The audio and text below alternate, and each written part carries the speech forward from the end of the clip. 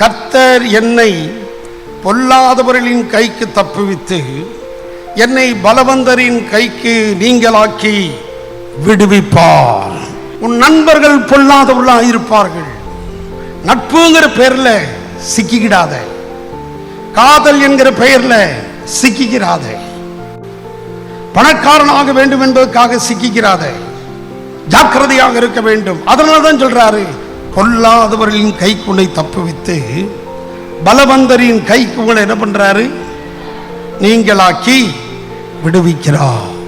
இந்த பொல்லாதவர்கள் ஆண்கள் ரூபத்தில் இருக்கலாம், பெண்கள் ரூபத்தில் இருக்கலாம், பணக்கார ரூபத்தில் இருக்கலாம், அரசியல்வாதிகள் ரூபத்தில் இருக்கலாம், அதிகாரிகள் ரூபத்தில் இருக்கலாம்.